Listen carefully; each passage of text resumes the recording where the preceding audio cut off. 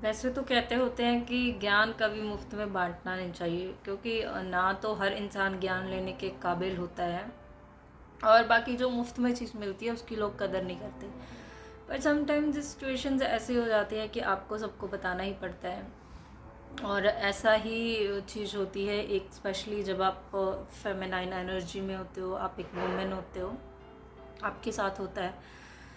हाँ, जब आप अपने डिसीजंस खुद लेते हो और जो सोसाइटी की एक क्राइटेरिया बनाया होता है उसको फॉलो नहीं करते, तो तब लोग मोस्टली ज़्यादा ज्ञान बांटते हैं।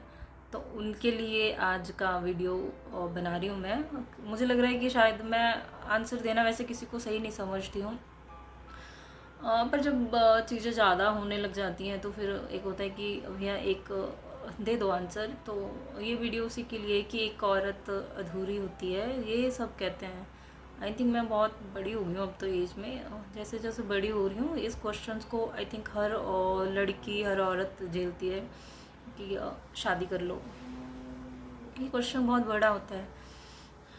आई नो कुछ लोग बोलेंगे अरे यार ये हमेशा यही टॉपिक होता है, क्योंकि हर इंसान की लाइफ में बहुत बहुत दिक्कत होती है, किसी की कुछ होती है, किसी की कुछ होती है। और जब आप अनमैरिड होते हो तो ये एक अनमैरिड की लाइफ में सबसे बड़ा क्वेश्चन होता है कि एक औरत जो है वो अधूरी होती है अगर वो माँ नहीं बनती, अगर वो शादी नहीं करती। तो मैं बताना चाहती हूँ कि औरत कभी अधूरी नहीं होती है। इसका रीज़न तो ये भी है कि सबको पता है कि हर, चाहे वो मर्द हो चाहे वो औरत हो, वो सब 46 क्रोमोसोम से बने होते हैं, जिसमें 23 मेल के होते हैं और 23 फीमेल के क्रोमोसोम्स होते हैं। तो एक औरत तो अधूरी वहाँ पे भी नहीं होती है, सिर्फ एक्स और वाई का डिफरेंस होता है। आई थिंक जिन लोगों ने साइंस पढ़ी होगी उनको ये पता ही होता है।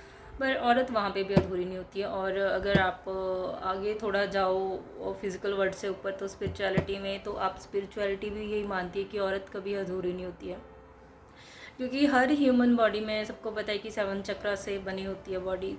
बॉडी में 7 चक्र होते हैं, और उसमें से 3 मेल के होते हैं, और ऊपर के जो चक्रास होते हैं वो फीमेल के होते हैं। लोअर जो 3 चक्रास होते हैं वो होते हैं मेल के चक्रास, और उन दोनों का जो कॉम्बिनेशन होता है वो हर चक्रा पे होता है। तो ऐसा मानते हैं।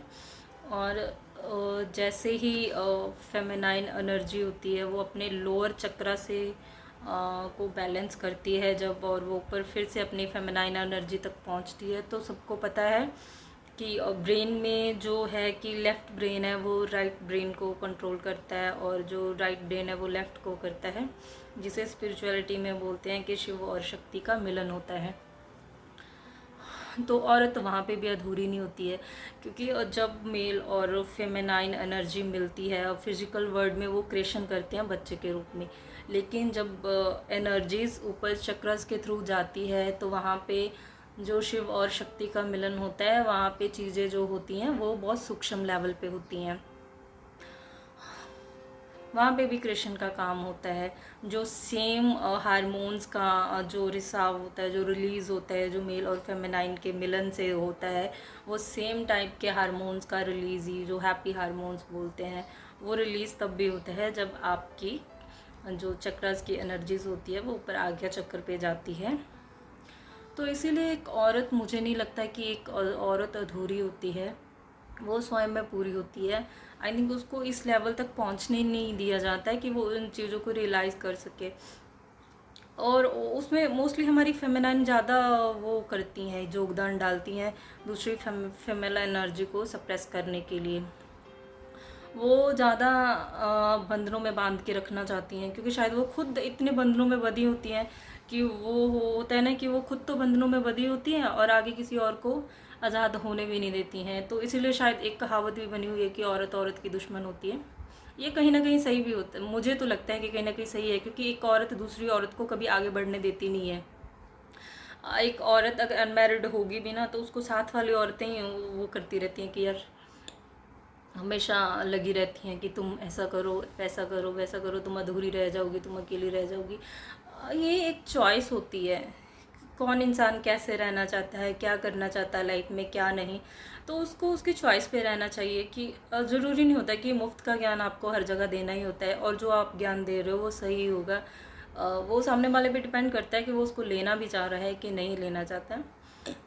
तो मुझे लग रहा है मेरी बातों से बहुत कम लोग सहमत होंगे, और मैं चाहती भी नहीं हूँ कि मेरे साथ कोई सहमत हो जो मुझे बोले कि हाँ I am agree with you. ये मेरा ओपिनियन था। तो मैं, होता है हर बंदे को अपना बात रखने का हक होता है, तो मैं भी बस जस्ट अपनी बात रख रही हूँ कि ये मुझे लग रहा है कि एक औरत कभी भी अधूरी नहीं होती, ना वो साइंटिफिकली अधूरी होती है, ना वो स्पिरिचुअली अधूरी होती है। एक औरत स्वयं में पूर्ण होती है।